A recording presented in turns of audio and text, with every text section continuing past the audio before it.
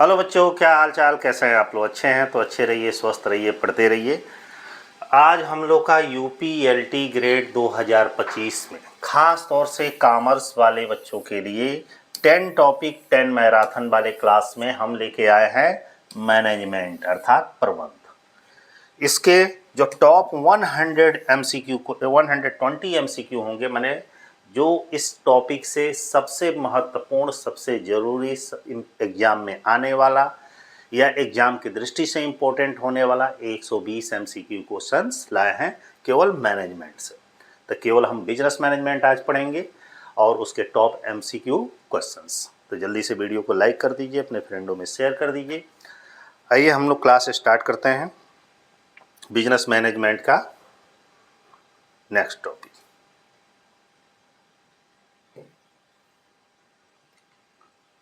ठीक है, ध्यान दीजिएगा। 120 क्वेश्चंस में वन बाई वन करके एक एक क्वेश्चन बताएंगे। इसमें बहुत सारे क्वेश्चंस एग्जाम में आए होंगे और बहुत सारे एग्जाम की दृष्टि से इम्पोर्टेंट होंगे। इसके पहले मैंने ऑडिटिंग का लेक्चर दे चुका हूँ, उसके पहले मैंने बिजनेस इकोनॉमिक्स का, मनी एंड बैंकिंग का, ये सारे मैराथन क्लास आपको प्रोवाइड किए जा चुके हैं। आज हम लोग का टॉपिक है व्यवसाय प्रबंध अर्थात business management 120 most important question. क्योंकि 21 तारीख को एग्ज़ाम है, आप जान नहीं रहे हैं कि एग्ज़ाम बहुत नज़दीक है, गिने चुने 10 दिन और बचा है। तो 10 दिन में ये मैराथन आप लोग पढ़ेंगे तो एक मैराथन में 120 क्वेश्चन है, तो 10 मैराथन में 1200 क्वेश्चन होंगे। ज़रूर कुछ न कुछ क्वेश्चनों का आपको हेल्प मिलेगा। आइए स्टार्ट करते हैं। पहले छोटे से चलते हैं, इसमें बहुत बड़े बड़े भी क्वेश्चंस हैं, छोटे भी क्वेश्चंस हैं, क्योंकि एग्जाम का पैटर्न चेंज हो चुका है। तो उसको ध्यान में रख के एक क्वेश्चन आपके सामने प्रस्तुत है। ध्यान दीजिएगा। सबसे पहला क्वेश्चन है, प्रबंध एक कला है। माने प्रबंध क्या है? कला। अब क्वेश्चन ये है कि प्रबंध को कला क्यों कहा गया? इसके कुछ ऑप्शंस दिए गए हैं। लिखा है कि स्वयं काम करने की, प्रबंध क्या है? स्वयं काम करने की कला है। दूसरे से काम लेने की कला है, कि स्वयं काम करने और दूसरे से काम लेने दोनों की कला है, कि उपयुक्त सभी। तो इस ऑप्शंस के हिसाब से देखेंगे तो एक तरह से सब सही हो रहा है, लेकिन इसमें सटीक जो आपका आंसर होगा ऑप्शन नंबर सी होगा कि प्रबंध स्वयं काम करने और दूसरे से काम लेने की एक कला है। मैनेजमेंट क्या कहता है कि खुद काम करिए और दूसरे से साथ साथ काम कराइए, तो वही आपका मैनेजमेंट है। ऑप्शन नंबर हो जाएगा बी, सी। दो क्वेश्चनों का सेटअप ले चल रहे हैं। अगला क्वेश्चन, प्रबंध व्यक्तियों का विकास है, न कि वस्तुओं का निर्देशन। ये एक स्टेटमेंट है। ये किसके द्वारा कहा गया है? ऐसे ऐसे डेफिनेशन से रिलेटेड क्वेश्चंस एग्जाम में आजकल बहुत ज़्यादा आ रहा है। पिछले आप पीवाईक्यू आप पलटेंगे कुछ सालों का तो देखेंगे कि हर साल दो तीन क्वेश्चन चार क्वेश्चन जनरली ऐसा पूछ देता है कि प्रबंध व्यक्तियों का विकास है, न कि वस्तुओं का निर्देशन। ये कथन किसका है? लॉरेंस एंड एप्ले का है, आर.सी. डेविस का है, कीथ एंड गुवेलिन का है, कि उपयुक्त में से कोई नहीं? सही आंसर इसमें क्या दिख रहा है कि ये किसका कथन है भाई? ये आर.सी. डेविस का कथन है कि प्रबंध व्यक्तियों का विकास है, न कि वस्तुओं का निर्देशन।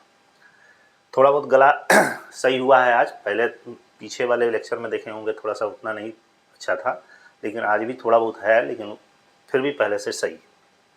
अगला है कि प्रबंध एक पेशा है। प्रबंध को प्रोफेशन कहा गया, यह कथन है। आखिर प्रोफेशन किसने कहा? प्रबंध को पेशा किसने कहा है भाई?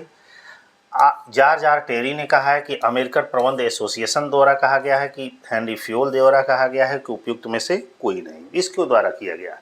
तो प्रबंध को पेशा जॉर्ज टेरी ने कहा। ये फैक्चुअल क्वेश्चंस है, इसे तुरंत आप लोग ऐसे समझिए कि पढ़ते समय चाहे बुक से पढ़े चाहे ऐसे पढ़े, आप इसे याद कर लीजिएगा कि प्रबंध को प्रोफेशन किसने कहा? जॉर्ज टेरी ने कहा। ठीक है। नेक्स्ट क्वेश्चन है कि नीति निर्धारण कार्य है, जो पॉलिसी बनाने का कार्य है, ये भाई कौन करता है? पॉलिसी बनाने का कार्य टॉप लेवल का मैनेजमेंट करता है, कि मिडिल लेवल का मैनेजमेंट करता है, कि ऑपरेशनल मैनेजमेंट करता है, कि कोई नहीं? हमेशा कोई भी नियम बनाने का, पॉलिसी बनाने का काम होता है वो टॉप लेवल के मैनेजमेंट के द्वारा किया जाता है। ठीक ना, बाकी मैनेजमेंट के द्वारा नहीं। क्रियात्मक संगठन का मुख्य लाभ क्या है? जो हमारा फंक्शनल मैनेजमेंट है, फंक्शनल मैनेजमेंट, इसका मेन लाभ, मेन बेनिफिट क्या है? विशिष्टीकरण, सरल, विशेषज्ञ सलाह, अनुभव। बताइए क्या होता है? जो फंक्शनल मैनेजमेंट का होता है इसका मेन मुख्य लाभ होता है इसका विशिष्टीकरण। ऑप्शन नंबर हो जाएगा ई। अगला क्वेश्चन है 6 नंबर क्वेश्चन है कि रेखा संगठन कहलाता है, रेखा संगठन किस तरह का संगठन कहलाता है? ये एक औपचारिक संगठन है कि अनौपचारिक संगठन है कि क्रियात्मक संगठन है कि सैन्य संगठन है? बताइए कौन सा संगठन है भाई? अभी तो आसान क्वेश्चन दिख रहे हैं, बड़े बड़े क्वेश्चंस भी आएंगे। तो सही ऑप्शन है कि जो रेखा संगठन है इसको सैन्य संगठन भी कहा जाता है, ठीक ना, या सैनिक संगठन के नाम से भी जाना जाता है। ऑप्शन नंबर हो जाएगा डी। आगे बढ़ते हैं थोड़ा सा, 1 मिनट। अगला क्वेश्चन है हमारा गति नायक, ध्यान दीजिएगा, थोड़ा इधर हो गया। गति नायक, कार्यमार्ग लिपिक आदि को किसके संबंध में प्रयुक्त किया जाता है? ध्यान दीजिएगा, गति नायक, कार्यमार्ग लिपिक आदि को किसके संबंध में प्रयुक्त किया जाता है? बहुत अच्छा क्वेश्चन है। रेखा संगठन, रेखा व स्टाफ संगठन, क्रियात्मक संगठन, इनमें से कोई नहीं। सही ऑप्शन बताइए किसको कहा जाता है? ये इसे फंक्शनल मैनेजमेंट के कैटेगरी में रखा जाता है। ये एफ.डब्ल्यू. टेलर का जो सिद्धांत था उसके अंतर्गत है, फंक्शनल मैनेजमेंट पर जोर दिया जाता है। अगला है कि प्रबंध का वह तंत्र जिसके द्वारा प्रबंध अपना कार्य करता है। मतलब कह रहा है कि मैनेजमेंट का वह कौन सा तंत्र है जिसके द्वारा प्रबंध अपना कार्य करता है, कहलाता है। क्या कहलाता है? नियोजन, संगठन, समन्वय, नियंत्रण। बताइए क्या कहलाता है? संगठन कहलाता है। संगठन का मतलब होता है प्रबंध का वह तंत्र, क्योंकि मैनेजमेंट संगठन के द्वारा ही सारा अपना प्रबंध का काम करता है, इसलिए ऑप्शन हो जाएगा बी, संगठन। अगला क्वेश्चन है 9 नंबर, उपभोक्ता विवादों के निपटारे की व्यवस्था का तंत्र है। मतलब कंज्यूमर फोरम का एक क्वेश्चन है कि कंज्यूमर फोरम के विवादों का व्यवस्था का तंत्र कितने लेवल पे है? एक स्तरीय है, त्रिस्तरीय है, द्विस्तरीय है, किनमें से कोई नहीं? 3 लेवल पे होता है। जैसे मान लीजिए कि जिला लेवल, राज्य लेवल और आपका राष्ट्रीय लेवल, 3 तरीके का होता है।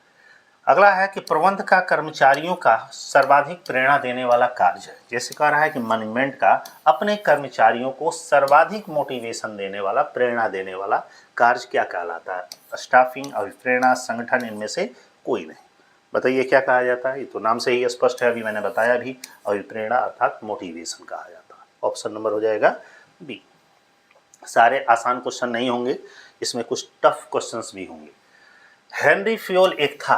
बताइए, हेनरी फ्यूल के बारे में तो सब जानते हैं और एफ.डब्ल्यू. टेलर के बारे में सब लोग जानते हैं, लेकिन यहाँ से पूछ रहा है कि हेनरी फ्यूल क्या थे? एक समाज वैज्ञानिक थे कि लेखाकार थे कि खनन इंजीनियर थे कि उत्पाद इंजीनियर थे? बताइए क्या थे भाई? वो एक खनन इंजीनियर थे, मतलब कोल माइन इंजीनियरिंग का काम करते थे। अगला क्वेश्चन है कि प्रबंध व प्रशासन को कहा जाता है, मतलब मैनेजमेंट और एडमिनिस्ट्रेशन को क्या कहा जाता है? एक दूसरे का समानार्थी कहा जाता है कि प्रबंध निर्णय लेता है, प्रशासन उसका क्रियान्वयन करता है, कि प्रशासन निर्णय लेता है, प्रबंध उसका क्रियान्वयन करता है, कि इनमें से कोई नहीं। सही ऑप्शन क्या है? सही ऑप्शन आपका है सी। जो प्रशासन होता है वो डिसीजन लेने का काम करता है और जो मैनेजमेंट होता है उस पर वर्क करने का, उसको पूरा करने का काम करता है। ऑप्शन नंबर हो जाएगा हमारा सी। अक्सर इस तरह के क्वेश्चंस जो होते हैं काफ़ी कन्फ्यूजन वाले होते हैं, क्योंकि पढ़े सभी लोग रहते हैं, जानते सभी लोग हैं, लेकिन हमेशा ध्यान दीजिएगा कि जो एडमिनिस्ट्रेशन होगा वो डिसीजन लेगा और मैनेजमेंट होगा वो उसको कंप्लीट करेगा। अगला क्वेश्चन 13 नंबर क्वेश्चन है, 13 नंबर, कि प्रैक्टिस ऑफ मैनेजमेंट एक पुस्तक का नाम है, कि पूछा जा रहा है कि यह पुस्तक का लेखक कौन है? Elton Mayo, George Bernard, Peter F Drucker, F W. Taylor. Practice of management के लेखक कौन है? तो पीटर एफ ड्रकर है। ऑप्शन नंबर हो जाएगा सी। नेक्स्ट क्वेश्चन है 14 नंबर क्वेश्चन, किसी व्यक्ति का वह गुण जिसके द्वारा वह अन्य व्यक्तियों का मार्गदर्शन या उसकी क्रियाओं का संचालन करता है कहलाता है। ये एक स्टेटमेंट है, डेफिनेशन है कि किसी व्यक्ति का वह गुण, मतलब किसी आदमी का वह गुण जिसके द्वारा वह अन्य व्यक्तियों का, मतलब दूसरे व्यक्तियों का मार्गदर्शन करता है, वह उनकी क्रियाओं का सही ढंग से संचालन करता है, उसे क्या कहा जाता है? निर्देशन, पर्यवेक्षण, नेतृत्व, प्रेरणा। सोच के बताइए क्या कहा जाता है भाई? उसको हम लीडरशिप कहा जाता है, नेतृत्व कहते हैं। ऑप्शन नंबर हो जाएगा सी। नेतृत्व को एक अतिरिक्त धक्का मारने वाला विद्वान है। मतलब कह रहा है लीडरशिप को एक एडिशनल धक्का मानने वाला विद्वान है, ये कथन किसके द्वारा कहा गया है? जॉर्ज आर टेरी ने कहा कि एफ.जी. मुर्रे ने कहा कि मोने रैले ने कहा कि कुंटजेन ओडेनेल ने कहा? किसने कहा? बहुत अच्छा क्वेश्चन है, ये देखने को कम मिलेगा। ऑप्शन है कुंटन एन ओडेनेल ने। ऑप्शन नंबर हो जाएगा डी। नेक्स्ट क्वेश्चन है 16 नंबर। किसी व्यक्ति की वे इच्छाएं और भावनाएं जो किसी कार्य को करने की दिशा को प्रेरित करती हैं कहलाती हैं। ध्यान दीजिएगा, ये भी एक स्टेटमेंट है कि किसी व्यक्ति की वे इच्छाएं और भावनाएं जो किसी कार्य को करने की दिशा में प्रेरित करती हैं वो क्या कहलाती हैं? नियोजन कहलाती हैं कि संगठन कहलाती हैं कि अभिप्रेरणा के निर्देशन? बताइए क्या कहलाती हैं? उसे हम मोटिवेशन कहलाते हैं। मोटिवेशन में यही होता है कि किसी कार्य के किसी व्यक्ति के अंदर इच्छा शक्ति को जागृत करना। अगला है अभिप्रेरणा प्रबंध का पहलू है। यह पूछ रहा है कि अभिप्रेरणा मैनेजमेंट का एक पहलू है, प्रबंधकीय पहलू है कि मानवीय पहलू है कि परामर्शदायी पहलू है कि इनमें से कोई नहीं? बताइए कौन सा पहलू है बे?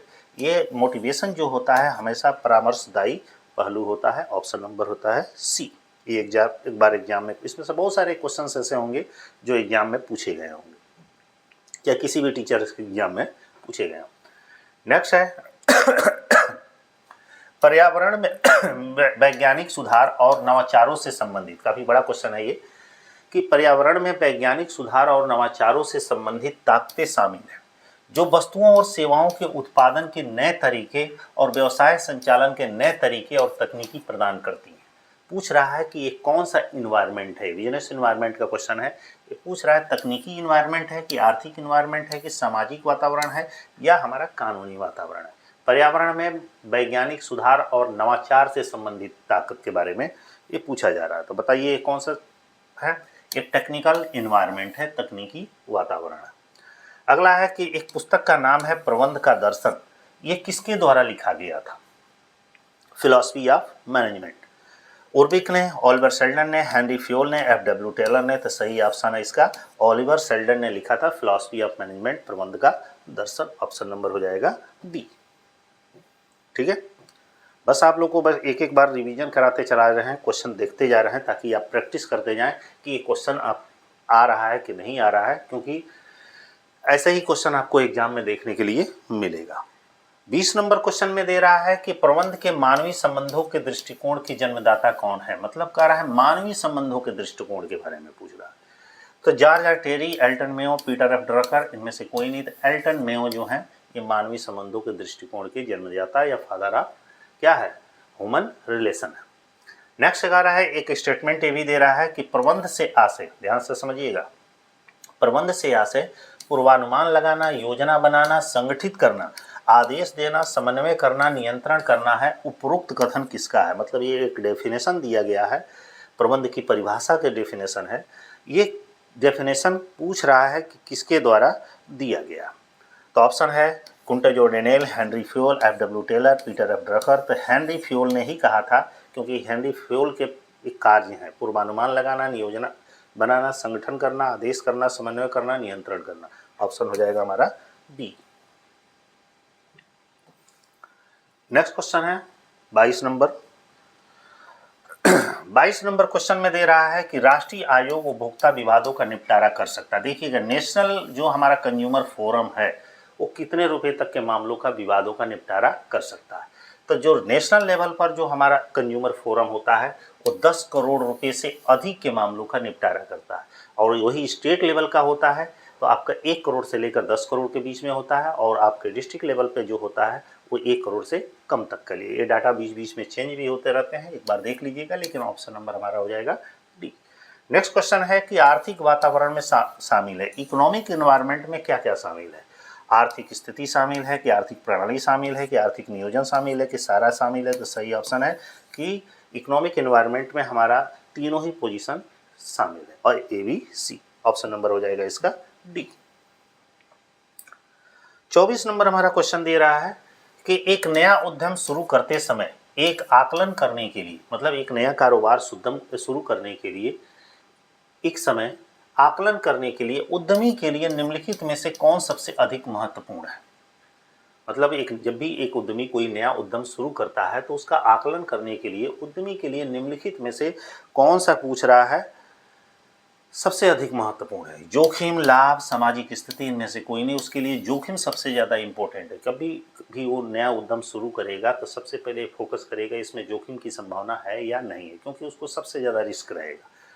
25 नंबर क्वेश्चन है कि उच्च अधिकारी और अधीनस्थों के बीच होने वाला संचार कहलाता, मतलब कह रहा है कि हाई लेवल के ऑफिसर और लो लेवल के ऑफिसर के बीच जो कम्युनिकेशन होता है उस कम्युनिकेशन को हम किस नाम से जानते हैं। लंबवत संचार, समतली संचार, विकर्णीय संचार, इनमें से कोई नहीं। उसको लंबवत संचार कहा जाता है। जब ऊपर से नीचे की ओर कम्युनिकेशन होता है तो उसको लंबवत संचार। Option number A. अगला क्वेश्चन है 26 नंबर है। इसमें कह रहा है कि निम्न पदानुक्रम स्तरों के प्रबंधकों के बीच होने वाला संचार कहलाता है। मतलब कुछ लेवल के जो मैनेजर होते हैं उन विभिन्न पदानुक्रम के प्रबंधक, मतलब डिफरेंट टाइप के मैनेजरों के बीच होने वाला जो कम्युनिकेशन होता है उस कम्युनिकेशन को हम किस नाम से जानते हैं। लंबवत, समतली, विकर्णी, इनमें से कोई नहीं। उसे विकर्णी कहा जाता है क्योंकि उसमें कोई टॉप लेवल का होगा, कोई मिडिल लेवल का होगा, कोई लो लेवल का होगा, कोई हॉरिजॉन्टल लेवल होगा। तो उन सबों के बीच जो कम्युनिकेशन होता है उसे विकर्णी कम्युनिकेशन या संचार कहते हैं। अगला है कि अंगूर लता संचार किसे कहते हैं। ग्रेप वाइन, जिसको ग्रेप वाइन कम्युनिकेशन के नाम से जानते हैं। ये औपचारिक वाहिका द्वारा संचार को, अनौपचारिक वाहिका द्वारा संचार को, औपचारिक या अनौपचारिक वाहिकाओं द्वारा संचार को, इनमें से कोई। ग्रेप वाइन जो कम्युनिकेशन होता है ये अनौपचारिक संचार है, इनफॉर्मल कम्युनिकेशन होता है। तो ऑप्शन नंबर इसका हो जाएगा बी। 28 नंबर क्वेश्चन है 28 नंबर कि पूंजी ढांचे से क्या आस है, कैपिटल स्ट्रक्चर से क्या आस है। पूंजी के दीर्घकालीन साधनों का अनुमान लगाना, समता और अधिमान पूंजी, समता और अधिमान पूंजी, संचय और दीर्घकालीन ऋण, और इनमें से कोई नहीं। सही ऑप्शन क्या है। कैपिटल स्ट्रक्चर में आपके equity share, preference share, reserve और लॉन्ग टर्म हमारे लोन आते हैं। ऑप्शन नंबर हो जाएगा सी।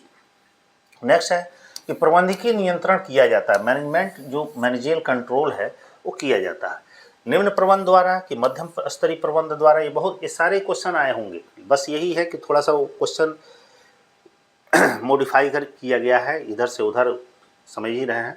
मतलब कुछ डिफरेंट एग्जाम में पूछे गए हैं, कुछ बड़े लेवल के एग्जाम में, कुछ छोटे लेवल के एग्जाम में, वही सारे क्वेश्चंस हैं।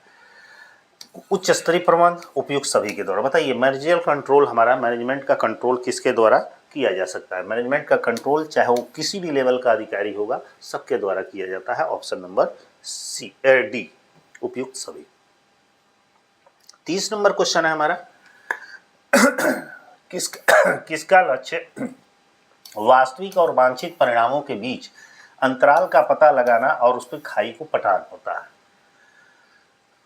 बताइए किसका लक्ष्य वास्तविक माने रियल, वांछनीय मतलब जो हमारी एस्टिमेटेड है, के बीच अंतराल का पता लगाना और उसको खाई को दूर करना माने पाटना मतलब होता है उसको निपटाना या दूर करना होता है। ये नियोजन का होता है, संगठन का होता है, निर्देशन का होता है कि नियंत्रण का होता है। किसका होता है भाई। ऑप्शन नंबर सी, ये निर्देशन का होता है। क्योंकि जिस तरह से डायरेक्शन आप देंगे उसी हिसाब से हमारे परिणाम प्राप्त होंगे। 31 नंबर क्वेश्चन है प्रबंध के कार्यों की दृष्टि से इनमें से कौन सा क्रम सही है। मतलब मैनेजमेंट के कुछ फंक्शंस दिए गए हैं, कार्य दिए गए हैं, एक सीक्वेंस में आपको बताना है कि मैनेजमेंट के कार्य कैसे कैसे एक 1 बाय 1 करके होते हैं। पहले नियोजन है, संगठन है, समन्वय है, नियंत्रण है। हमको तो यही पहला सही दिख रहा है। संगठन पहले आएगा नहीं, गलत है। नियोजन आएगा, नियंत्रण फिर उसके बाद नहीं आएगा। नियोजन आएगा, समन्वय आएगा, संगठन आएगा, नियंत्रण आएगा। तो पहला ही ऑप्शन सही है, ऑप्शन नंबर ए हो जाएगा। क्योंकि प्लानिंग के बाद ऑर्गेनाइजेशन, उसके बाद कोऑर्डिनेटिंग, उसके बाद से कंट्रोलिंग आता है। ऑप्शन नंबर हो जाएगा ए। नेक्स्ट क्वेश्चन है 32 नंबर। देखिए 32 नंबर अच्छा क्वेश्चन है।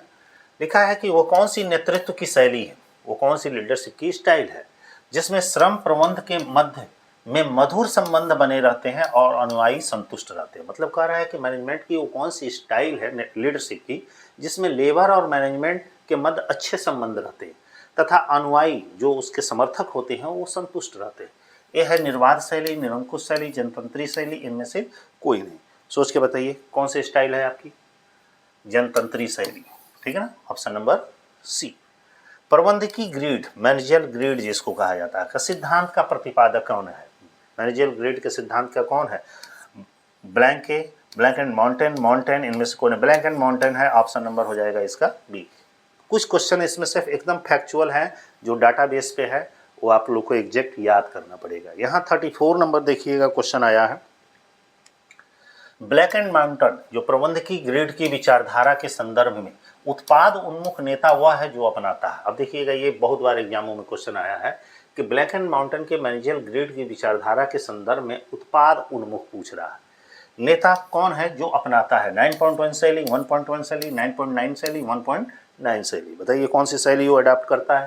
तो ऑप्शन नंबर हमारा हो जाएगा 1, 9.1 शैली। ठीक इसी तरह गाजर और छड़ी, गाजर और छड़ी तकनीकी का प्रयोग होता है। गाजर और छड़ी के टेक्नोलॉजी का प्रयोग कहाँ होता है, अनुपस्थिति क्रम में, और प्रेरित करने में, नियंत्रित करने में, पुरस्कृत करने में, मोटिवेशन करने में गाजर और छड़ी। जैसे मैकग्रेगर का XY सिद्धांत है, मतलब उसमें एक्स सिद्धांत क्या होता है, वो काम से बचना चाहता है, उसको हमेशा दंड देकर ही काम कराया जाता है। वाई सिद्धांत स्वतः पूर्वक काम कर देता है। तो गाजर और छड़ी का काम कहाँ होता है, मोटिवेशन में, option number B. Next question है, ये कंज्यूमर फोरम का क्वेश्चन है, कहीं पूछ सकता है इसलिए मैंने दे दिया है। पूछ रहा है कि राष्ट्रीय उपभोक्ता दिवस कब मनाया जाता है, मतलब नेशनल कंज्यूमर डे कब मनाया जाता है, 24 जनवरी, 4 जनवरी, 4 दिसंबर, 24 दिसंबर, सोच के बताइए कब मनाया जाता है भाई। इसी महीने में होगा, 24 दिसंबर में, ठीक है। नेक्स्ट है, उपभोक्ता संरक्षण अधिनियम 2019 के प्रावधान मुख्यतः है। अब देखिएगा, कंज्यूमर प्रोटेक्शन एक्ट जो हमारा बना था वो 1986 बना था, लेकिन अभी हाल ही में चेंज हो गया है, अब हो गया है कंज्यूमर प्रोटेक्शन एक्ट हमारा जो बना है 2019।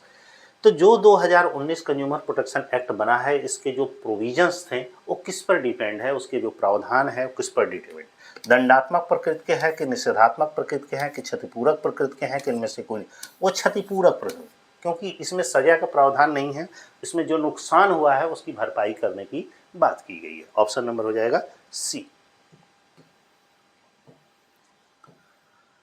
अगला क्वेश्चन 38 नंबर, 38 नंबर क्वेश्चन में दे रहा है उद्यमिता विकास कार्यक्रम EDP का मुख्य उद्देश्य क्या है। जो उद्यमिता विकास कार्यक्रम देश में चलाया जा रहा है, इसके पीछे इसका मुख्य उद्देश्य क्या है।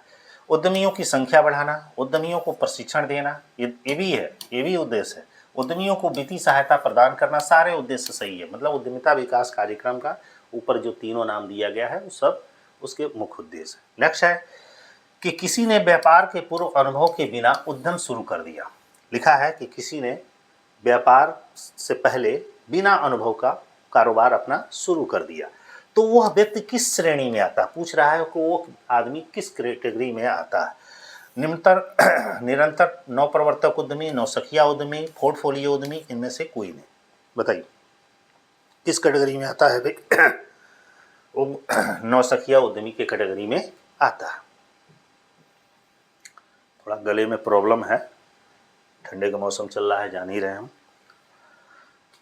40 नंबर क्वेश्चन, 40 नंबर क्वेश्चन में कह रहा है कि विज्ञापन के संबंध में असत्य कथन है। एडवर्टाइजमेंट के बारे में कुछ चीजें गलत दी गई है। क्या गलत दी गई है कि यह उचित पहचान जाहिर करने व भुगतान पर ही प्रसारित किया जाता है।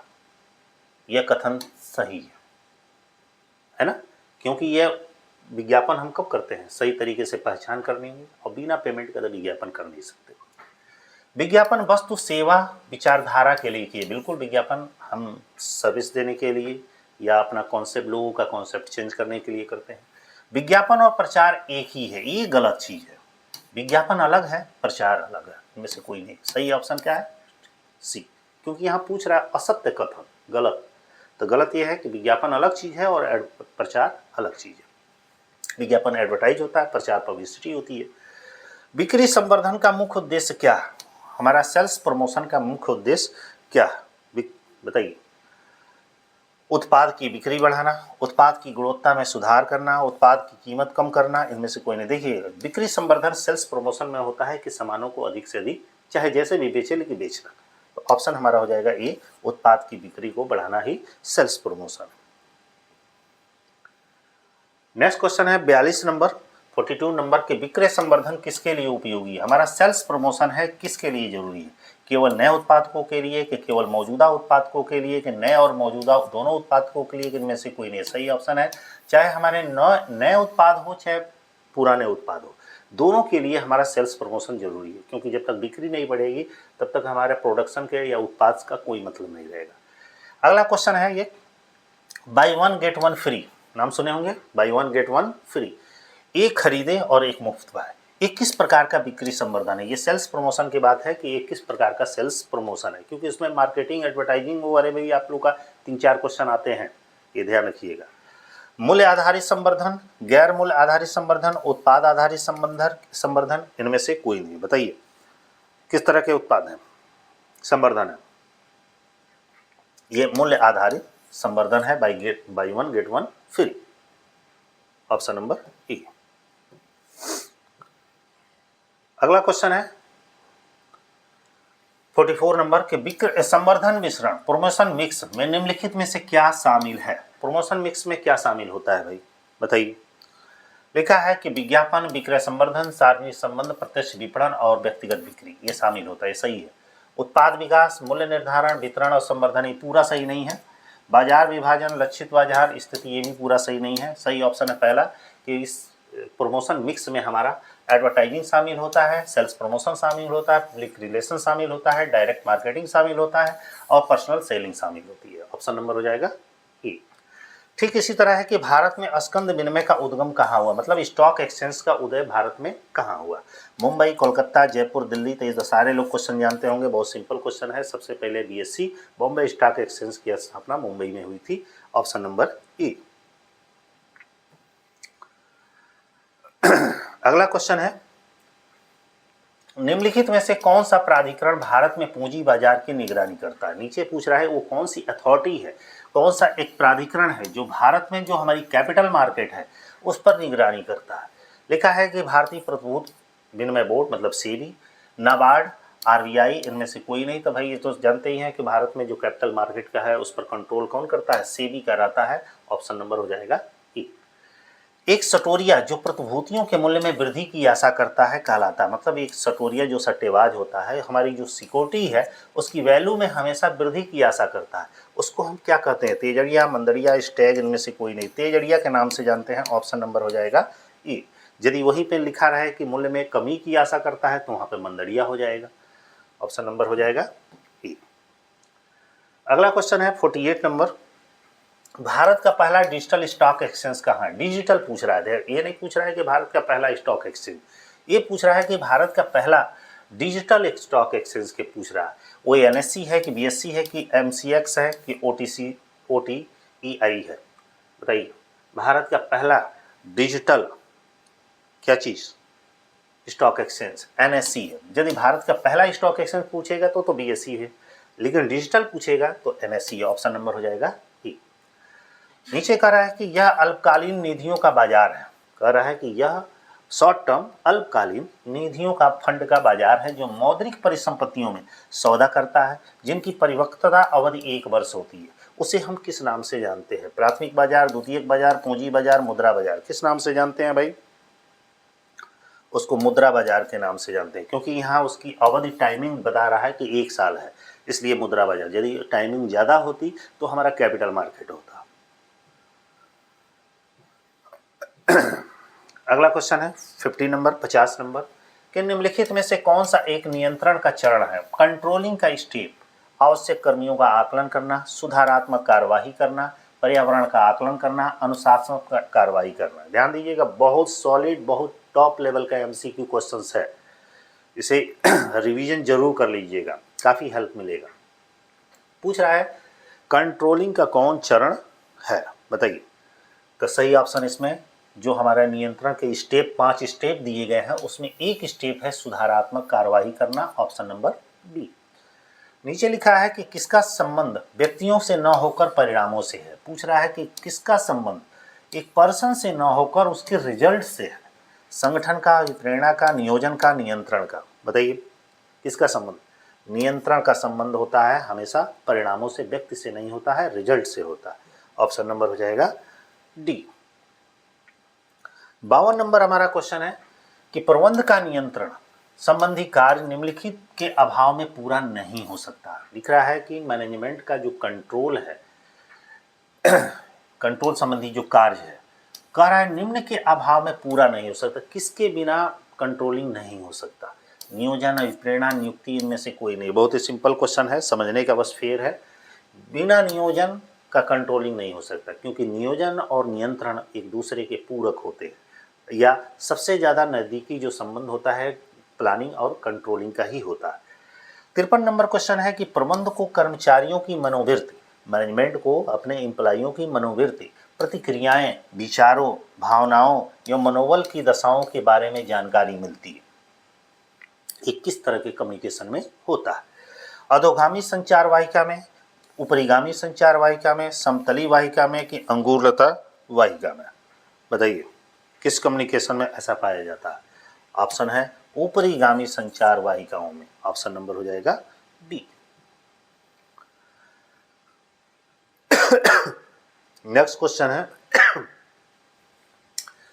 जब उच्च स्तर प्रबंध को निष्पादन की प्रगति की, जब हाई लेवल के मैनेजमेंट को निष्पादन की प्रगति की सूचना निर्धारित प्रतिमान में महत्वपूर्ण विचलन होने पर दी जाती है तो उसे क्या कहते हैं?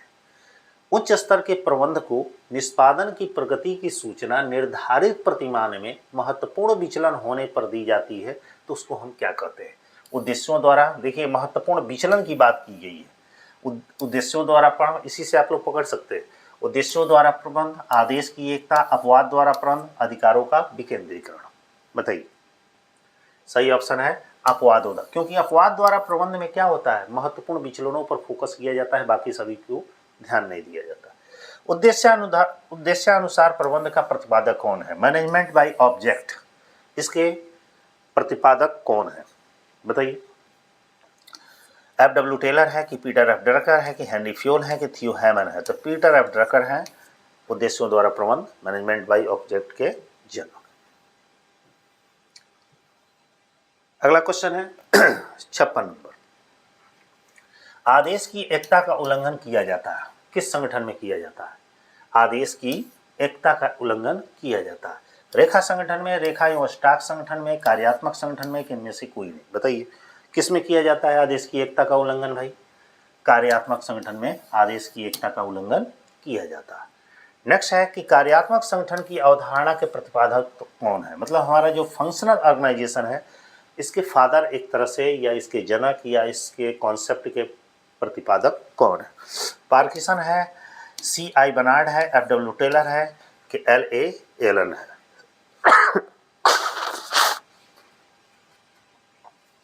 बताइए कौन है?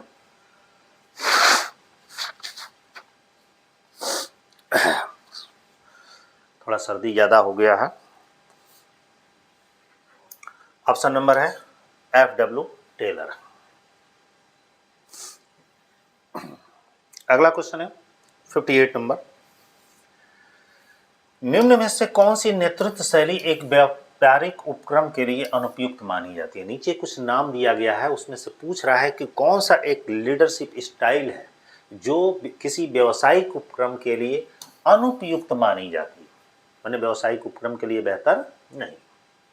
परामर्शदायी शैली, अफसरशाही शैली, सहभागी समूह शैली, उपलब्ध अभिमुखी शैली? बताइए कौन सा आंसर सही दिख रहा है आपको? Option number B. ये अफसरशाही जो शैली होती है किसी व्यापारिक उपक्रम के लिए बहुत अच्छा नहीं माना जाता है। अगला है नेता तो पैदा होते हैं, ध्यान से समझिएगा, नेता तो पैदा होते हैं, उनका निर्माण नहीं किया जा सकता। यह विचारधारा कहलाती है। यह विचारधारा किसकी है? महान व्यक्ति की विचारधारा है कि गुणमूलक विचारधारा है कि परिस्थितितात्मक विचारधारा है कि क्रियात्मक विचारधारा है? बताइए कौन सी कॉन्सेप्ट है ये? यह है महान व्यक्ति की विचारधारा। ये कहा गया है कि नेता तो पैदा होते हैं, उनका निर्माण नहीं किया जाता। जैसे एग्जाम्पल के तौर पे देखे होंगे, बुक पढ़ेंगे, जैसे हिटलर, मुसोलिन, महात्मा गांधी, ऐसे ऐसे बहुत सारे लोग हैं, उनके ऊपर कहा गया। नेक्स्ट है विपणन का मुख्य उद्देश्य क्या है? मार्केटिंग जो हमारी होती है इसका मेन ऑब्जेक्ट पूछ रहा है कि उद्देश्य क्या होता है। ग्राहकों की आवश्यकताओं और इच्छाएं जानना, मार्केटिंग का उत्पाद का उत्पादन करना, विज्ञापन करना, लाभ कमाना। बताइए क्या होता है भाई? सही ऑप्शन पहला है। मार्केटिंग का मुख्य उद्देश्य होता है कि ग्राहकों की आवश्यकताओं और इच्छाओं का पता लगाना या जानना। अगला है सेना संगठन किसके सजाती है, मतलब हमारा जो मिलिट्री जो ऑर्गेनाइजेशन है वो किसके सजाती है, मैंने किसके समतुल्य है। समिति संगठन के, कि रेखा संगठन के, कार्यात्मक संगठन के, कि रेखी और स्टाफ संगठन। भाई रेखा संगठन को ही हम सेना संगठन के नाम से जानते हैं। ऑप्शन नंबर हो जाएगा बी। 62 नंबर क्वेश्चन दिया गया है, ध्यान दीजिएगा। अनौपचारिक संगठन का निर्माण होता है, लिखा है इनफॉर्मल ऑर्गेनाइजेशन का निर्माण कैसे होता है।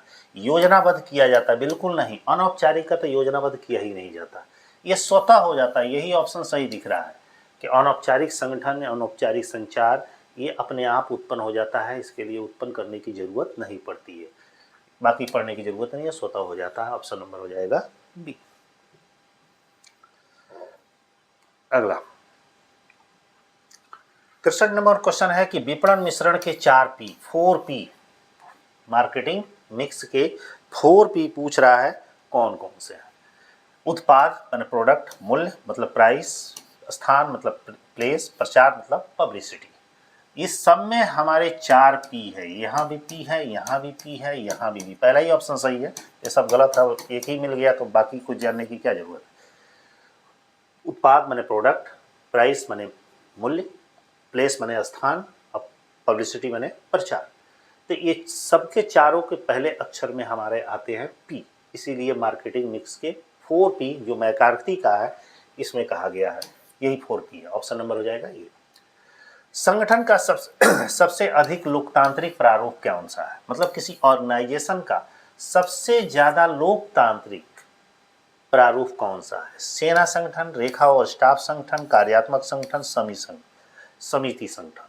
कौन सा है भाई, समिति संगठन सबसे ज्यादा ये क्या है, ये आपका लोकतांत्रिक है। Option number D. अगला क्वेश्चन, निम्नलिखित में से संगठन का प्राचीनतम स्वरूप कौन है, बताइए। सबसे ओल्डेस्ट ऑर्गेनाइजेशन किसको कहा जाता है। रेखी संगठन का, कि रेखी और कर्मचारी संगठन का, कार्यात्मक संगठन का, समिति संगठन का। भाई रेखी संगठन जो होता है वो सबसे प्राचीन ऑर्गेनाइजेशन है हमारा। अगला दिया है A.H. मैस्लो निवासी थे, ये नाम सुने होंगे, मैस्लो का आवश्यकता पदानुक्रम सिद्धांत। तो बहुत ही आसान क्वेश्चन पूछा है, लेकिन आसान होते हुए भी ये टफ है, क्योंकि सभी लोग मैस्लो के बारे में पढ़े होंगे। पूरा मैस्लो ने किस सिद्धांत की खोज की इसके बारे में पढ़े होंगे, उसमें क्या कहा गया इसके बारे में पढ़े होंगे। अक्सर लोग नहीं जानते होंगे मैस्लो कहाँ के निवासी थे। बहुत simple question, Germany, America, France और जापान। बताइए मैस्लो भाई कहाँ के निवासी थे। ये अमेरिका के निवासी। कभी कभी पूछ देता है मैस्लो कहाँ के निवासी थे, F.W. टेलर कहाँ के निवासी थे, उसके बाद से हेनरी फ्योल कहाँ से निवासी थे, ऐसे ऐसे किसी के बारे में, इसको भी जानना जरूरी है। 67 नंबर क्वेश्चन का रहा है, अभिप्रेरित कर्मचारियों को पारितोषिक किया जाता है। जो मोटिवेटेड हमारे एम्प्लॉई होते हैं उनको पारितोषिक किया जाता है। वो पारितोषिक कैसे किया जाता है, ऋणात्मक, धनात्मक, वास्तविक, इनमें से कोई नहीं। जो मोटिवेट हमारे एम्प्लॉई होते हैं उनको जो पारितोषिक जो दिया जाता है तो हमेशा पॉजिटिव वे में दिया जाता है, धनात्मक होता है, क्योंकि वहाँ अभिप्रेरित लिखा हुआ है। मैस्लो के अनुसार सबसे अंत में आवश्यकता की संतुष्टि है। देखिए जो अभी मैस्लो की बात चल रही थी, तो मैस्लो के अनुसार जो हमारी आवश्यकता पदानुक्रम सिद्धांत का उन्होंने प्रतिपादन किया, जिसके 5 स्टेप हैं, पूछ रहा है यहाँ पे सबसे अंत वाले स्टेप को हम क्या कहते हैं, अंतिम संतुष्टि के बिंदु को क्या कहते हैं। जीवन निर्वाह की आवश्यकता, सामाजिक आवश्यकता, आत्म विकास की आवश्यकता, की सुरक्षा के, मतलब इस 4 में से सबसे अंतिम कौन सा। आत्म विकास की अवस्था, ऑप्शन नंबर सी। क्वेश्चन सब पढ़े हुए हैं, लेकिन देख रहे होंगे कितना टिपिकल है। अगला क्वेश्चन 69 नंबर क्वेश्चन है कि मैकग्रेकर जिन्होंने XY थ्योरी दी थी, कि किस सिद्धांत को आधुनिक और आशावादी कहा गया। अब देखिए ये तो सभी लोग पढ़े होंगे कि मैकग्रेकर का XY सिद्धांत है, लेकिन क्वेश्चन में पूछा जा रहा है कि मैकग्रेकर के किस सिद्धांत को आधुनिक और आशावादी कहा गया है। ये हमारा है X सिद्धांत, Y सिद्धांत, Z सिद्धांत, इनमें से कोई नहीं। बताइए किस सिद्धांत को कहा गया है। इसमें Y सिद्धांत को कहा गया है कि ये आधुनिक और आशावादी सिद्धांत है। ऑप्शन नंबर हो जाएगा बी। 70 नंबर क्वेश्चन है नेतृत्व का निरंकुशवादी सिद्धांत मैकग्रेगर के कौन से सिद्धांत की धारणा से मेल खाता है। बहुत अच्छा क्वेश्चन है कि लीडरशिप का जो निरंकुशवादी सिद्धांत है, इन लीडरशिप अलग है और मैकग्रेगर का अलग है, मैकग्रेगर के सिद्धांत की धारणा से मेल खाता है। ये दोनों कौन सी ऐसी थ्योरी है जो एक दूसरे से क्या होता है, मेल खाता। तो ऑप्शन नंबर है एक्स थ्योरी, कि एक्स थ्योरी जिस तरह नेतृत्व का निरंकुशवादी सिद्धांत है, ठीक उसी तरह मैकग्रेगर का एक्स सिद्धांत है, उसमें भी लोग काम करना नहीं चाहते। ऑप्शन नंबर हो जाएगा ई। प्रजातांत्रिक मूल्यों पर आधारित सिद्धांत है, मतलब प्रजातांत्रिक मूल्यों पर डिपेंड कौन सा सिद्धांत है जिसमें लोग स्वतंत्रता पूर्वक अपना काम कर सके। एक्स सिद्धांत, वाई सिद्धांत, जेड सिद्धांत, इनमें से कोई नहीं। तो वाई सिद्धांत जो है वो प्रजातांत्रिक मूल्यों पर आधारित होता है, इसमें आदमी स्वेच्छा से काम करता है। Option number B. 72 नंबर क्वेश्चन है जेड सिद्धांत के प्रतिपादक है। जेड जो हमारी थ्योरी है, ये जापानी थ्योरी है, एक प्रतिपादक कौन है। McGregor, F.W.. टेलर, विलियम याओची, जोर्गो पोलर्स, ये भी नहीं है। ऑप्शन सही है विलियम याओची, इसे जापानी सिद्धांत के नाम से भी जानते हैं। सिद्धांत वाई क्या कहता है, मतलब मैकग्रेगर का वाई सिद्धांत क्या कहता है, पढ़िए क्या कहता है। कर्मचारी निर्देशित होना चाहते हैं, कर्मचारी आत्मनिर्देशित तथा आत्मनियंत्रित होते हैं, कर्मचारी की कार्य के प्रति स्वाभाविक अनिच्छा होती है, और इनमें से कोई नहीं। सही ऑप्शन इसका बी है। जेड वाई सिद्धांत कहता है कि कर्मचारी आत्मनिर्देशित और आत्मनियंत्रित पहले से ही होते हैं, उन्हें किसी को बताने की जरूरत नहीं होती। ऑप्शन नंबर क्या हो जाएगा इसमें, बी। एक चीज और मैं बता दूं, इतने क्वेश्चन है लेकिन मैं क्वेश्चनों पर ज़्यादा टाइम आप लोग को नहीं दे रहा हूं, क्योंकि चाहते तो इसी को 2-2 घंटा, 1.5 घंटा हो जाता तो उतना बड़ा लेक्चर करने से कोई फायदा नहीं है, कि आप लोग को बस थोड़ा थोड़ा हल्का हल्का बता दिया जाए। 74 नंबर क्वेश्चन पे आइए। 74 नंबर कह रहा है क्वेश्चन की अभिप्रेरणा का प्रत्याशा सिद्धांत किसके द्वारा प्रतिपादित किया गया। अभिप्रेरणा का, मोटिवेशन का प्रत्याशा सिद्धांत Herzberg, Vroom, Porter and Maslow, Victor Vroom के अनुसार, इनका पूरा नाम है विक्टर ब्रूम। निर्देशन का प्रमुख तत्व है, मतलब जो हमारा डायरेक्शन है, डायरेक्शन के प्रमुख तत्व हैं कौन कौन से हैं।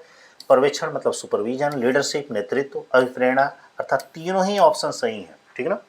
ये तीनों ही हमारे क्या है, डायरेक्शन के क्या है, तत्व हैं। इसका एक ऑप्शन नीचे कट गया है। 76 नंबर क्वेश्चन है, ध्यान दीजिएगा। एकता का सिद्धांत कहलाता है। एकता का मतलब है आदेश की एकता, एक समय पर एक अधिकारी के आदेश प्राप्त करना, यही सही दिया। आदेश की एकता क्या कहता है कि एक समय में एक ही अधिकारी द्वारा आदेश प्राप्त करना या आदेश देना, यही इसी को कहा जाता है आदेश की एकता का सिद्धांत। बाकी ऑप्शन पढ़ने की जरूरत आपको नहीं। नेक्स्ट क्वेश्चन 77 नंबर क्वेश्चन दिया है। वेब आधारित प्रशिक्षण है, वेब आधारित प्रशिक्षण है, ऑनलाइन प्रशिक्षण, ऑफलाइन प्रशिक्षण, रीडिंग प्रशिक्षण, इनमें से कोई नहीं। वेब आधारित, वेब मतलब है वेब ब्राउजर्स, नाम सुने होंगे, इंटरनेट के माध्यम से, उसी को हम ऑनलाइन प्रशिक्षण मतलब ऑनलाइन ट्रेनिंग के नाम से हम लोग जानते हैं। ऑप्शन नंबर हो जाएगा ए। स्टाफिंग फंक्शन में अनुक्रमिक क्रम में गतिविधियों का कौन सा संयोजन सही है। ध्यान दीजिएगा, स्टाफिंग जो फंक्शन है, मैनेजमेंट के फंक्शन है, अनुक्रमित क्रम में माने एक सीक्वेंस में गतिविधियों का कौन सा संयोजन सही है। मतलब स्टाफिंग में सबसे पहले कुछ जो फंक्शंस दिए गए हैं उस सीक्वेंस आपको बनाना है। पहले भर्ती आती है, चयन, प्रशिक्षण, प्लेसमेंट, चयन, प्रशिक्षण, भर्ती, प्लेसमेंट, भर्ती, चयन, नियुक्ति, प्रशिक्षण, भर्ती, प्रशिक्षण, चयन, नियुक्ति। देखिएगा सब एक ही चीज़ दिया है, घुमा फिरा कर दिया गया है। क्वेश्चन आसान है लेकिन उतना ही एक टफ भी क्वेश्चन है। तो बताइए कौन सा क्रम होता है भाई। सही ऑप्शन क्या दिख रहा है इसमें, सही ऑप्शन है ऑप्शन नंबर सी। सबसे पहले हमारी भर्ती आती है, भर्ती के बाद से आपका सिलेक्शन होता है, सिलेक्शन के बाद से अपॉइंटमेंट होता है, उसके बाद से ट्रेनिंग दी जाती है। ऑप्शन नंबर हो जाएगा सी।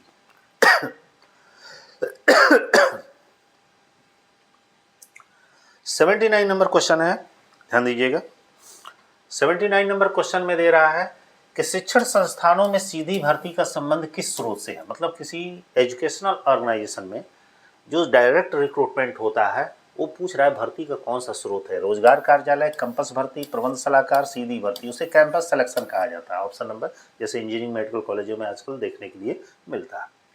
80 नंबर क्वेश्चन में दे रहा है कि किसी उपक्रम द्वारा, मतलब किसी संस्था द्वारा अपेक्षित मानव संसाधनों का आकृष्ट करने, प्राप्त करने तथा यूँ बनाए रखने व उन्हें विकसित करने का प्रबंधकीय कार्य कहलाता है। एक बार क्वेश्चन को और पढ़ते हैं, क्या कह रहा है कि किसी उपक्रम द्वारा अपेक्षित मानव संसाधनों, मतलब ह्यूमन रिसोर्सेस को आकृष्ट करने, प्राप्त करने एवं बनाए रखने तथा विकसित करने का प्रबंधकीय कार्य को क्या कहा जाता है? नियोजन, संगठन, नियुक्तिकरण, नियंत्रण, उसको नियुक्तिकरण कहा जाता है, ठीक ना, स्टाफिंग। Option number C. 81 नंबर क्वेश्चन है, 81 नंबर, भविष्य में किस प्रकार की योग्यता वाले लोगों की आवश्यकता पड़ेगी, इसका पता लगाना। ध्यान दीजिएगा, भविष्य में किस प्रकार की योग्यता वाले लोगों की आवश्यकता पड़ेगी, इसका पता लगाने को हम क्या कहते हैं? जॉब विश्लेषण, जॉब विवरण, जॉब विशिष्टता, इनमें से कोई नहीं। ये भी अक्सर क्वेश्चन इस तरह के आपके देखने के लिए मिलते हैं। क्या कहा जाता है भाई? उसको जॉब विश्लेषण, जॉब एनालिसिस के नाम से जानते हैं। अधिकार अंतरण किया जाता है। अधिकार जब अंतरण किया जाता है तो उसमें क्या किया जाता है? अधिकारों का अंतरण होता है कि उत्तरदायित्व का होता है कि जवाबदेहिता का होता है कि इनमें से किसी का नहीं होता है? किसका होता है भाई? केवल अधिकारों का अंतरण होता है, उत्तरदायित्वों का अंतरण नहीं होता। Option number A.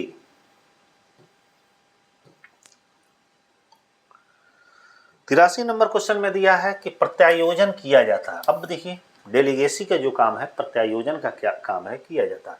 क्रियात्मक कार्यों का, समन्वय संबंधी कार्यों का, नियंत्रण संबंधी कार्यों का, कि निर्णय संबंधी कार्यों का? बताइए, प्रत्यायोजन का काम जो है किया जाता है। कैसे किया जाता है? केवल क्रियात्मक कार्य जो हमारे फंक्शनल वर्क होते हैं उन्हीं का हम प्रत्यायोजन कर सकते हैं।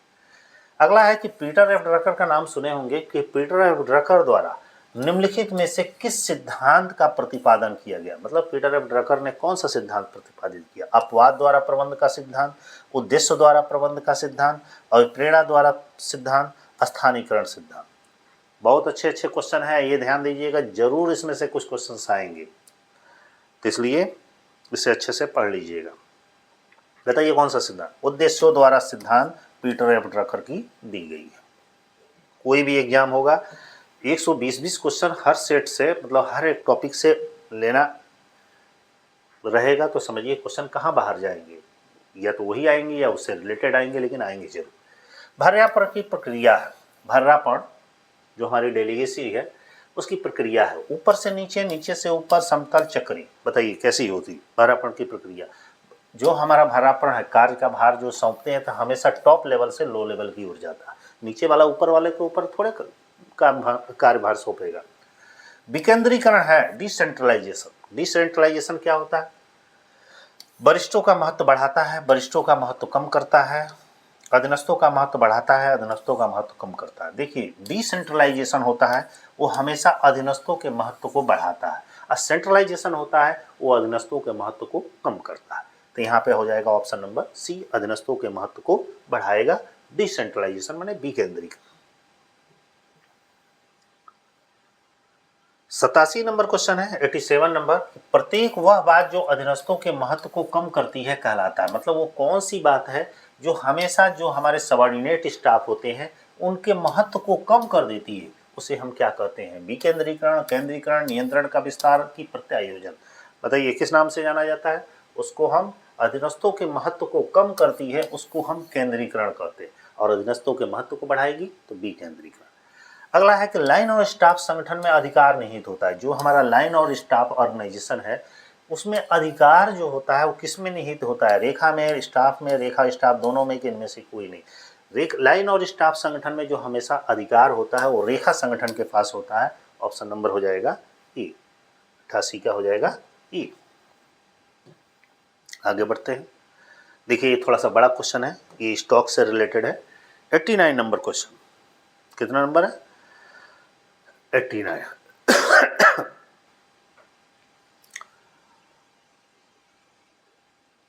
देखिए 89 नंबर क्वेश्चन में कह रहा है कि स्टॉक एक्सचेंज में ट्रेडिंग प्रक्रिया, आराम से इस क्वेश्चन को समझिएगा, मान लीजिए हमारा कोई स्टॉक एक्सचेंज है, शेयर मार्केट है, उसमें हम ट्रेडिंग कर रहे हैं। तो ट्रेडिंग की प्रक्रिया में अपनाए जाने वाले चरणों का सही क्रम पहचानिए। स्टॉक एक्सचेंज में जो हम ट्रेडिंग करते हैं उसके जो प्रोसेस होते हैं, उस प्रोसेस के सही स्टेप्स कौन कौन से हैं। सारे इसमें चारों ऑप्शन में स्टेप दिए गए हैं, लेकिन उसमें से सही स्टेप, सबसे पहले ट्रेडिंग खाता, डीमैट खाता खोलना, ऑर्डर देना, ऑर्डर का निपटाना करना, ऑर्डर का निष्पादन करना। ऑर्डर का निष्पादन, ट्रेडिंग खाता, डीमैट खाता खोलना, ऑर्डर का देना, ऑर्डर का निष्पादन करना। ट्रेडिंग खाता खोलना, डीमैट खाता खोलना, ऑर्डर देना, ऑर्डर का निष्पादन करना और ऑर्डर का निपटान। ऑर्डर देना, ट्रेडिंग खाता, डीमैट खाता खोलना, ऑर्डर का निष्पादन करना और ऑर्डर का निपटान। इसमें से कौन सीक्वेंस सही है? डीमैट जब हम स्टॉक एक्सचेंज में ट्रेडिंग प्रक्रिया करते हैं तो उसके कौन सही स्टेज है, इसको मिटा के फिर से बताते हैं। ध्यान दीजिए, सही स्टेप जो है स्टॉक एक्सचेंज ट्रेडिंग का, ऑप्शन नंबर हमारा सी होगा। सबसे पहले हम ट्रेडिंग खाता, साथ में डीमैट अकाउंट खोलते हैं, फिर हम वहाँ से ऑर्डर लेते हैं, फिर उस ऑर्डर का निष्पादन करते हैं, फिर उसका निपटान करेंगे, फाइनल सबमिट करेंगे। सही ऑप्शन है सी, क्योंकि सब एक ही जैसा था इसलिए कंफ्यूजन था। 90 नंबर क्वेश्चन ध्यान दीजिएगा।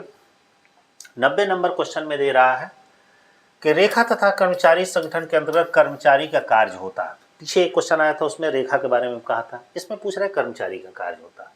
अधिकार संबंधी, परामर्शदायी, उत्तरदायित्वपूर्ण, इनमें से कोई नहीं। बताइए किस तरह का कार्य उसका होता है? उसका परामर्शदायी होता है। किसका? कर्मचारी का। अफवाहों को जन्म देने के लिए, ध्यान से समझिएगा, अफवाहों को जन्म देने के लिए दिए जाने वाले संगठन के स्वरूप को क्या कहा जाता है? ऐसा संगठन जो अफवाहों को जन्म देता है, ऐसे संगठन के स्वरूप को हम क्या कहते हैं? केंद्रीकृत संगठन, विकेंद्रीकृत संगठन, औपचारिक संगठन, अनौपचारिक संगठन। बताइए, नाम देखते ही पहचान गए होंगे। अफवाहों को जहां जन्म होगा उस वहां पे अनौपचारिक संगठन होता है। Option number D. अगला क्वेश्चन है हमारा 92 नंबर। रेखा संगठन में जो हमारा लाइन ऑर्गेनाइजेशन में है, इस लाइन ऑर्गेनाइजेशन में भाई क्या होता है? संगठन किसी कार्य को पूरा करने के लिए अपेक्षित कौशल के अनुसार विभाजित होता है। ये तो होता नहीं है। संगठन अंतर्निहित कार्य प्रकार के अनुसार विभाजित होता है, कभी विभाजित नहीं होता।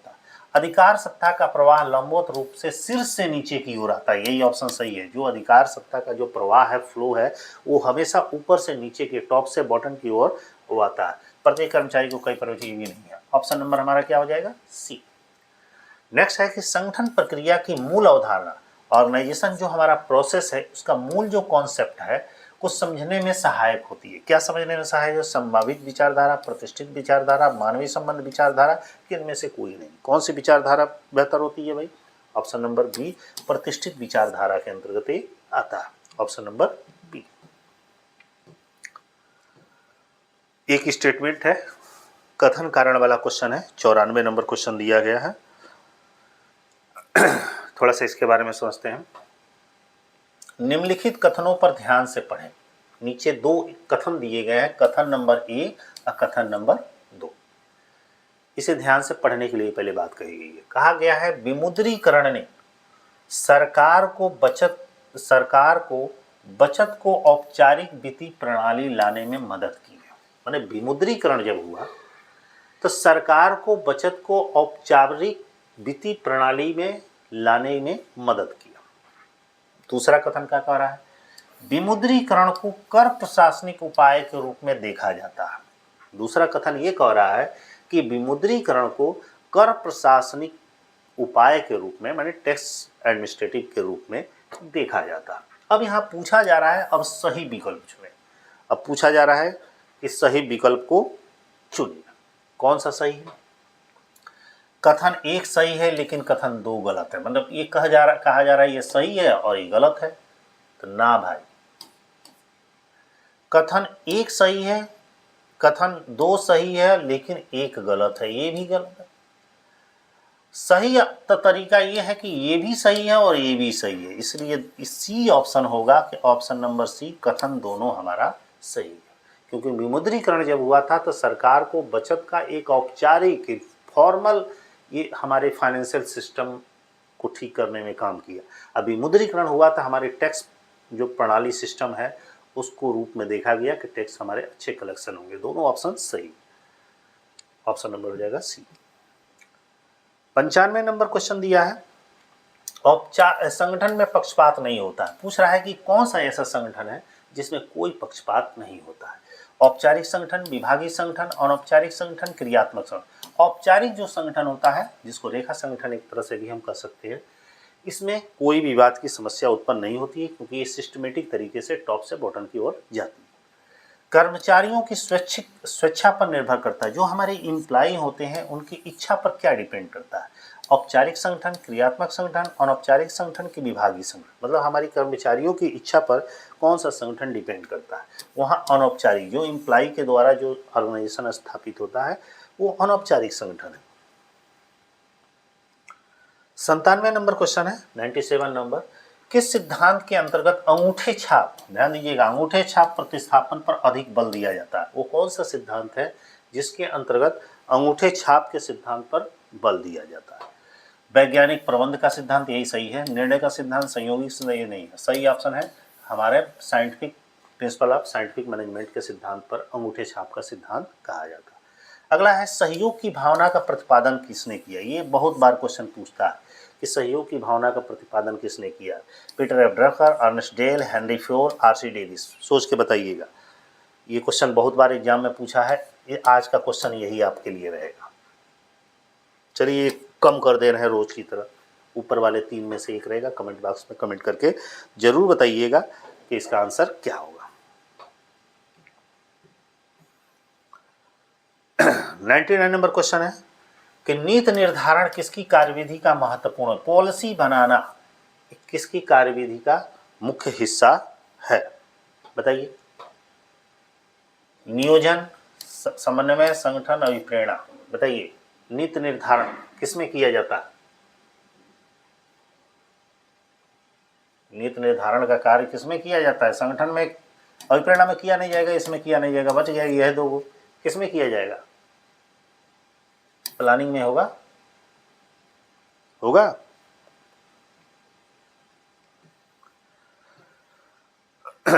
अगला 100 नंबर क्वेश्चन, नियोजन प्रबंध का चरण है। जो नियोजन प्रबंध का कौन सा स्टेप है। पहला ही स्टेप है, क्योंकि पहले प्लानिंग है और अंतिम पूछेगा तो हमारा नियंत्रण है। ऑप्शन नंबर हो जाएगा ई। बजट का क्या अर्थ है। बजट किसे कहते हैं। निष्पादन की नियोजित लक्ष्य, भविष्य के कार्यकलाप का प्रयोग, साधनों का सही वितरण, आशान्वित परिणाम को अंकों में वितरण। सही तो आंसर यही आपका दिख रहा है। आशान्वित परिणामों का जब अंकों में हम डिस्ट्रीब्यूशन करते हैं, प्रदर्शित करते हैं, शो करते हैं, उसी को हम बजट कहते हैं। Option number D. 102 number question है, ध्यान दीजिएगा। 102 नंबर क्वेश्चन कह रहा है 102, वह विशिष्ट प्रकार की योजना जो प्रतिस्पर्धियों की चुनौती का सामना करने के लिए बनाई जाती है उसे क्या कहते हैं। वह विशिष्ट प्रकार की प्लानिंग जो कंपटीटर को चुनौती देने के लिए बनाई जाती है उसे हम क्या कहते हैं। एकल उपयोग योजना, कार्यक्रम, व्यूह रचना, परियोजना। उसे व्यूह रचना, स्ट्रेटजी के नाम से जाना जाता है, रणनीति के नाम से जाना जाता है। ऑप्शन नंबर हो जाएगा सी। नियोजन की प्रक्रिया किसके निर्धारण के साथ प्रारंभ होती है। जो हमारी प्लानिंग का जो प्रोसेस है किसके निर्धारण के साथ प्रारंभ होती है। नीतियों की, कार्यविधियां की, लक्ष्यों, उद्देश्य के, इनमें से कोई नहीं। सोच के बताइए किसके द्वारा आरंभ होती है। लक्ष्य और उद्देश्य के। ऑप्शन नंबर हो जाएगा सी। नेक्स्ट क्वेश्चन है 104 नंबर, 104, उदारीकरण का क्या अर्थ है। बताइए। लेवराइजेशन, 3 चीज नाम है इसमें, अभी आगे आएगा तो मैं बताएंगे। विश्व की विभिन्न अर्थव्यवस्थाओं का एकीकरण करना, लाइसेंस की आवश्यकताओं व अन्य नियंत्रणों का आसान करना, उद्योगों का राष्ट्रीयकरण करना, इनमें से कोई नहीं। उदारीकरण का क्या मतलब है। उदारीकरण का मतलब होता है कि सरकार अपनी कर प्रणाली में ढील दे दे ताकि आराम से हम क्या कर सके, आयात निर्यात कर सके। लाइसेंस की आवश्यकताओं या अन्य नियंत्रणों को आसान करना। ऑप्शन नंबर हो जाएगा बी। नई आर्थिक नीति का प्रमुख अंग है। न्यू हमारी इकोनॉमिक जो पॉलिसी है, इसके पहले तो ये भी पूछ सकता है कि न्यू इकोनॉमिक पॉलिसी कब लॉन्च की गई, तो 1991 में की गई थी। उस न्यू इकोनॉमिक पॉलिसी में 3 महत्वपूर्ण बातों को कहा गया था। एक का नाम है उदारीकरण, एक का है वैश्वीकरण और एक का नाम है निजीकरण, मतलब लिबराइजेशन, ग्लोबलाइजेशन और प्राइवेटाइजेशन। तो न्यू इकोनॉमिक पॉलिसी के अंतर्गत ये तीनों अंग आते हैं। उपयुक्त सभी सही है। 106 नंबर क्वेश्चन है, रुपये के मूल्य में वृद्धि या कमी इसका एक उदाहरण है। सपोज करिए कि रुपये के मूल्य में चाहे कमी हो या वृद्धि हो, ये किस तरीके के इन्वायरमेंट का उदाहरण होता है? राजनीतिक वातावरण का, सामाजिक वातावरण का, कि आर्थिक वातावरण का, कि इनमें से कोई नहीं? बहुत ही आसान क्वेश्चन है। बताइए कि रुपये के मूल्य में कमी या वृद्धि होना किस प्रकार के इन्वायरमेंट का एग्जाम्पल है? ये भी क्वेश्चन ये हटा देना है, इन्हीं तीनों में से आप लोग दीजिएगा कमेंट बॉक्स में। बहुत सिंपल क्वेश्चन है। राजनीतिक भी हटा दीजिए, बाकी 2 बच गया। ये देखिए 107 नंबर, ये काफ़ी बड़ा क्वेश्चन है, इसको बता रहे हैं हम। लिखा है कि अल्पसंख्यकों के लिए नौकरी में आरक्षण की मांग, जो हमारे माइनॉरिटी वाले लोग हैं उनको नौकरी में आरक्षण की मांग व्यवसाय के सामान्य वातावरण में, मैंने बिजनेस के नॉर्मल एनवायरनमेंट के प्रमुख घटक का एक उदाहरण है। उस घटक का नाम आपको बताइए। पूछ रहा है कि नौकरी में अल्पसंख्यक वर्ग को जो आरक्षण दी जा रही है, वो पूछ रहा है कि किस इन्वायरमेंट के अंतर्गत आते हैं? सामाजिक वातावरण, आर्थिक वातावरण, कानूनी वातावरण की राजनीतिक वातावरण? बताइए। वो हमारे सोशल इन्वायरमेंट के अंतर्गत आते हैं। ऑप्शन नंबर हो जाएगा ई। ठीक इसी तरह एक और क्वेश्चन है। भारत सरकार तेल विपणन सार्वजनिक क्षेत्र के उपक्रमों को, थोड़ा बड़ा क्वेश्चन है कि भारत सरकार तेल विपणन सार्वजनिक क्षेत्र के उपक्रमों को पेट्रोल और डीजल के लिए अपने स्वयं के मूल्य तय करने की अनुमति देने पर गंभीरता से विचार कर रही है। सरकार की नीति में इस बदलाव का कारण कौन सा आर्थिक सुधार है? मतलब कह रहा है कि भारत सरकार तेल विपणन सार्वजनिक क्षेत्र के उपक्रमों को पेट्रोल और डीजल के लिए स्वयं के मूल्य तय करने के लिए परमिशन दे रही है, गंभीरता से विचार भी कर रही है। सरकार की इस तरह की जो पॉलिसी बनाया जा रहा है या पॉलिसी में जो बदलाव किया जा रहा है, वो किस आर्थिक सुधार के अंतर्गत आता है? वो निजीकरण है कि वैश्वीकरण है कि उदारीकरण है कि विमुद्रीकरण है? बहुत ही अच्छा क्वेश्चन है ये। इसको हम निजीकरण कहा जाता है, प्राइवेटाइजेशन।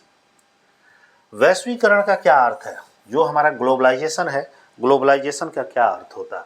अर्थव्यवस्था के बीच एकीकरण, यही होता है। ऑप्शन नंबर हो जाएगा ई। आगे पढ़ने की ज़रूरत नहीं है। हमारी जो इकोनॉमी के बीच में जो हम एमोलगुलेशन करते हैं, एकीकरण करते हैं, उसी को वैश्वीकरण, मतलब पूरे ग्लोबल लेवल पर उसको ले जाना।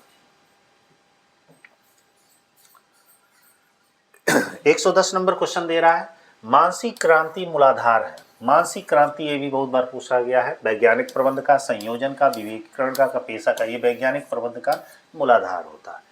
नेक्स्ट 111 नंबर क्वेश्चन है कि वह संबंधित श्रमिकों के प्रचालन के लिए मशीन, माल, उपकरण, लिखा है कि मशीन, माल और उपकरण आदि के तैयार रखता है। इस कथन क्रियात्मक फोरमैनशिप के अंतर्गत किसके कार्य का वर्णन किया जाता है? टोली नायक, टेलर का है ये। निर्देशन कार्य क्लर्क, मरम्मत नायक, कार्यक्रम क्लर्क? बताइए किसके अंतर्गत आता है? ये मरम्मत कार्य नायक के अंतर्गत आता है। अच्छे तरीके से इस क्वेश्चन को पढ़ लीजिएगा। 112 नंबर क्वेश्चन हमारा दे रहा है कि वैज्ञानिक प्रबंध में टेलर ने प्रयोग किए, जो हमारा साइंटिफिक मैनेजमेंट है उसमें टेलर ने क्या एक्सपेरिमेंट किया? लिखा है कि गति नायक, थकान अध्ययन तथा समय अध्ययन, गति अध्ययन, थकान अध्ययन और समय अध्ययन, इनमें से कोई नहीं। सही ऑप्शन आपका सी है। टेलर ने अपने साइंटिफिक मैनेजमेंट में गति अध्ययन पर फोकस किया, थकान अध्ययन पर फोकस किया, समय अध्ययन पर, इन तीनों पर केस स्टडी अपना किया। ऑप्शन नंबर हो जाएगा सी।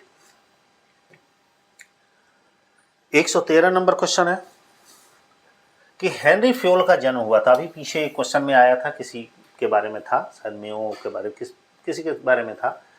यहाँ हेनरी फ्योल के बारे में पूछा जा रहा है कि हेनरी फ्योल का जन्म कहाँ हुआ था? जापान में, फ्रांस में, जर्मनी में? क्योंकि इनके बारे में तो सब लोग पढ़े हैं, लेकिन अक्सर देखते होंगे कहाँ हुए थे। यदि क्वेश्चन में पूछ दिया तो फंस जाएंगे। ये आपके फ्रांस में। ऑप्शन नंबर हो जाएगा बी। पोस्ट गॉर्फ का सूत्र प्रतिपादित किया।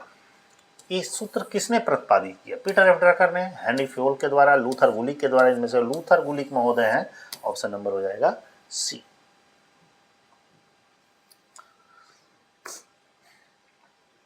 एक 115 नंबर क्वेश्चन, ध्यान दीजिएगा। संगठन के स्केलर सिद्धांत के अनुसार, मतलब ऑर्गेनाइजेशन का हमारा स्केलर सिद्धांत है, इस स्केलर सिद्धांत के अंतर्गत क्या होता है? एक प्रबंधक प्रत्यक्ष रूप से सीमित संख्या में लोगों का पर्यवेक्षण कर सकता है, क्या उसी को स्केलर चेन कहते हैं? नहीं। अधिकार सत्ता रेखा स्पष्ट रूप से परिभाषित होनी चाहिए, ये सही है। अपवाद स्वरूप जटिल समस्या उच्च स्तरीय प्रबंध के पास भेजी जानी है, ये सही तो है, लेकिन स्केलर चेन के सिद्धांत के अंतर्गत नहीं है। प्रत्येक अधीनस्थ का केवल एक वरिष्ठ अधिकारी होना चाहिए, ये भी नहीं। सही ऑप्शन ये है कि अधिकार सत्ता स्पष्ट रूप से परिभाषित होनी चाहिए, ऑप्शन नंबर बी। आदेश की एकता सिद्धांत का अर्थ है, बताइए। आदेश की एकता का सिद्धांत का पूछ रहा है, क्या अर्थ है?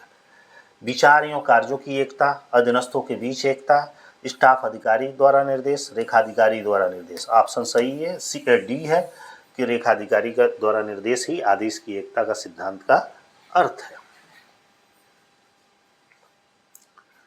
अब 117 नंबर क्वेश्चन पे पहुंचे हैं। व्यक्ति जिसने वैज्ञानिक प्रबंध का विचार दिया था वो कौन है? मतलब साइंटिफिक मैनेजमेंट का विचार किसने दिया? Peter F Drucker, H Maslow, F W. Taylor, Douglas McGregor. ये बहुत बार क्वेश्चन ये अक्सर पूछा है, बहुत सिंपल क्वेश्चन है, सबके मुझे याद होगा। 118 नंबर क्वेश्चन में दे रहा है कि निम्नलिखित प्रबंधकीय कार्यों में, नीचे कुछ नाम लिखा है, मैनेजमेंट के कार्य हैं, कौन सा कार्य निकटतम रूप से संबंधित है? मतलब पूछ रहा है कौन सा ऐसा कार्य है जो सबसे निकटतम रूप से संबंधित है। नियोजन और संगठन, नियोजन और नियंत्रण, यही सबसे नजदीक है। नियोजन नीति ये सही नहीं है।